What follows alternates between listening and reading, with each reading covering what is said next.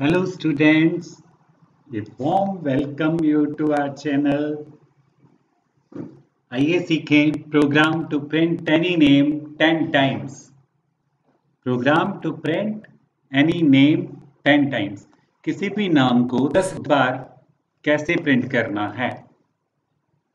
सी में आइए सीखें। सबसे पहले प्रोग्राम लिखना है #include stdio.h लिखेंगे। stdio.h standard input output file है, ये हेडर फाइल इसे कहा जाता है। ये एक बनी बनाई लाइब्रेरी है। इसमें इनपुट और आउटपुट के संबंधित फंक्शंस रखे गए हैं, कमांड्स रखी गई हैं। जो कमांड्स हमें हमारे प्रोग्राम में इस्तेमाल करनी है इनपुट आउटपुट के संबंधित, वो हमें इस लाइब्रेरी से मिलेंगी और इसलिए इस लाइब्रेरी का लिखना बहुत अर्जेंट है, बहुत जरूरी है। फिर void main करली bracket start curly bracket and करेंगे। ये फंक्शन बहुत लिखना जरूरी है क्योंकि जब भी सी का प्रोग्राम चलता है तो सबसे पहले कंप्यूटर मेन की कमांड्स को चलाना शुरू करता है। तो इसमें हम कमांड्स लिखेंगे जो कि हम नाम को प्रिंट करेगा, किसी भी नाम को 10 बार प्रिंट करेगा। तो सबसे पहले हम जान चुके हैं कि लूप के साथ वो टास्क किए जा सकते हैं जिन्हें हम बार बार करना चाहते हैं। हम नाम को बार बार प्रिंट करना चाहते हैं तो हमें फॉर लूप की जरूरत पड़ेगी। यहाँ पे हम फॉर लूप को 3 टाइम्स चला रहे हैं। अगर हमने 10 बार चलाना है तो यहाँ पे 3 की जगह 10 लिखेंगे। तो फॉर लूप को लिखने का तरीका सेम है जो आप देख रहे हो। For equal to i equal to 1 semicolon, i less than equal to 3 semicolon, i plus plus curly bracket start curly bracket end. और इन करली ब्रैकेट्स के बीच में फॉर की करली ब्रैकेट्स के बीच में हम वो स्टेटमेंट लिखेंगे जो हम कंप्यूटर से ज्यादा बार रन करवाना चाहते हैं।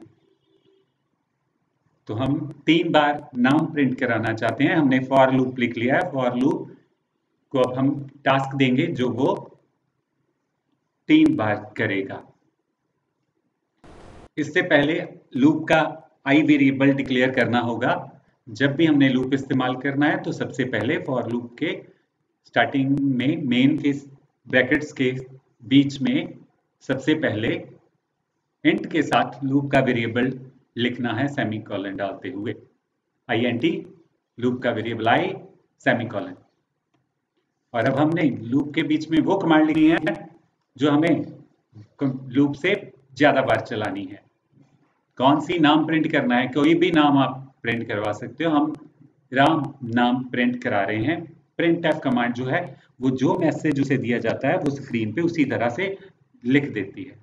प्रिंट एफ कमांड रोल ब्रैकेट शुरू करके डबल कोट के बीच में जो आप डाटा लिखोगे वो स्क्रीन पे वैसे का वैसा आ जाएगा। जैसा हमने राम नाम लिखा हुआ है तो ये राम नाम स्क्रीन पे 3 बार आएगा।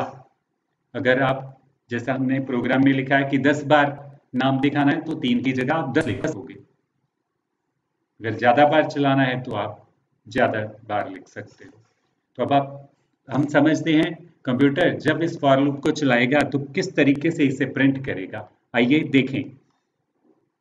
ये तरीका जानना बहुत जरूरी है। लूप कैसे स्टेटमेंट चलाता है। लूप का ये फ्लो आपको क्लियर हो जाने से लॉजिक डेवलपमेंट में काफी मदद मिलेगी। आइए जानें कैसे कंप्यूटर इस लूप को चलाएगा। जैसा कि हमने कहा जब प्रोग्राम चलता है तो सबसे पहले कंप्यूटर मेन की कमांड्स को चलाना शुरू करता है। मेन की सबसे पहली कमांड है INTI स्टेटमेंट जब रीड की जाएगी तो कंप्यूटर को पता चलेगा ये वेरिएबल है तो वो वेरिएबल डिक्लेयर करेगा। फिर फॉर लूप रन करेगा। कैसे देखते हैं। और प्रोग्राम को जब भी चलाया जाता है तो कंट्रोल F9 प्रेस किया जाता है सी के एडिटर में। तो आइए देखें कैसे चलेगा ये। सबसे पहले कंप्यूटर i इक्वल टू 1 के पास आएगा। लूप में 3 चीजें लिखी हुई हैं गोल ब्रैकेट में फॉर की। i equal to 1, i less than equal to 3, i plus plus. सबसे पहले i इक्वल टू 1 को रीड करेगा और i में 1 रख देगा। फिर इसके बाद computer i less than equal to 3 के पास जाएगा। कंडीशन है ये, i less than equal to 3 condition कहलाती है। i में 1 है, 1 लेस देन इक्वल टू 3, 1 की वैल्यू 3 से छोटी होती है। यस, अगर हमारी कंडीशन का आंसर यस आता है तो एरो फॉर लूप की ब्रैकेट के बीच में चला जाता है। कंप्यूटर फॉर की ब्रैकेट के बीच में चला जाता है और बीच में लिखी हुई कमांड्स को रन करता है। यहाँ पे printf राम लिखा हुआ है, तो यहाँ पे printf कमांड क्या करेगी, राम वैल्यू को प्रिंट करेगी। स्क्रीन पे राम वैल्यू प्रिंट हो जाएगी और इस वैल्यू को प्रिंट करने के बाद एरो हमारा लूप इंक्रीमेंटर के पास जाएगा और उसकी वैल्यू को 1 बढ़ाएगा।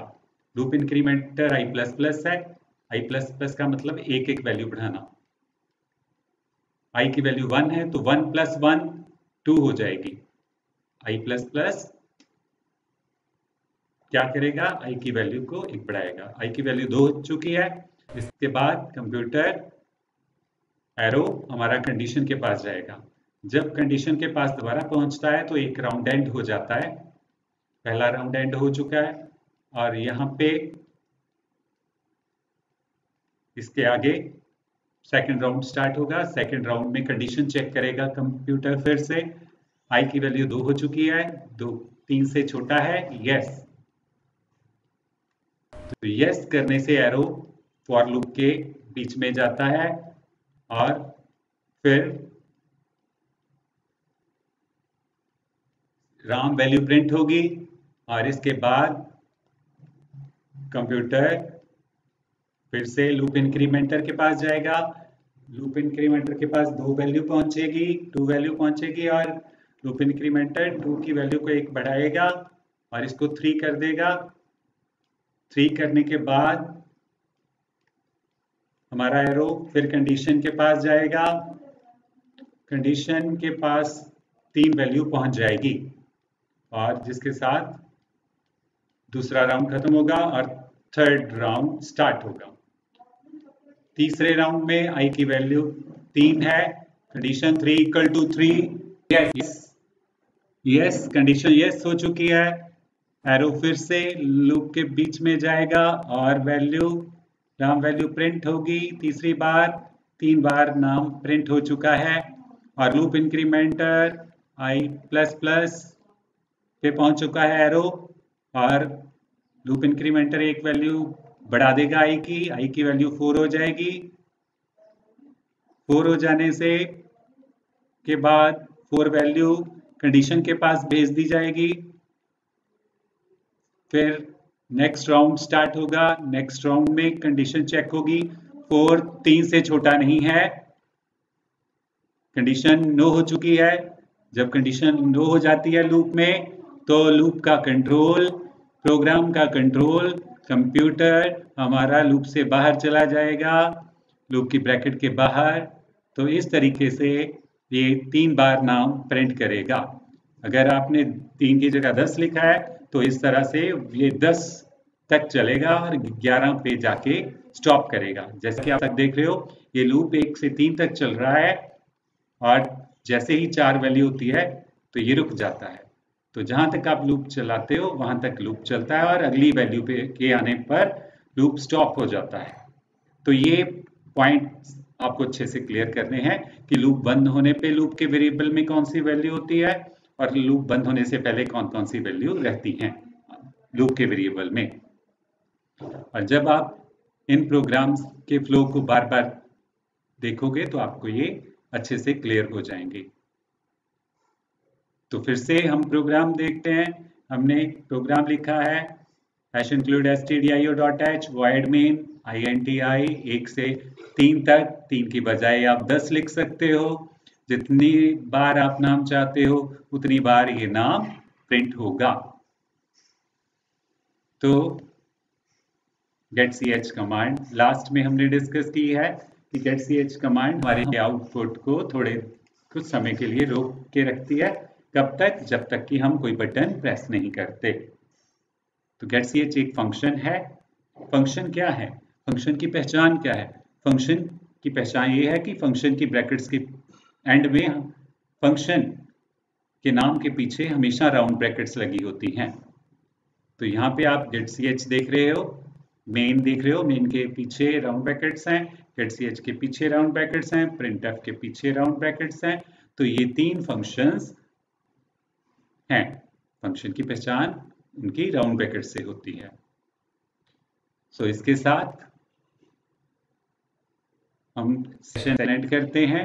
आप सीख चुके हो 3 बार कैसे नाम प्रिंट होना है या ज्यादा बार कैसे फॉर लूप से नाम प्रिंट करना है। So have a nice time, enjoy and keep on watching and keep on doing programs. Keep on watching and keep on learning. So have a nice time.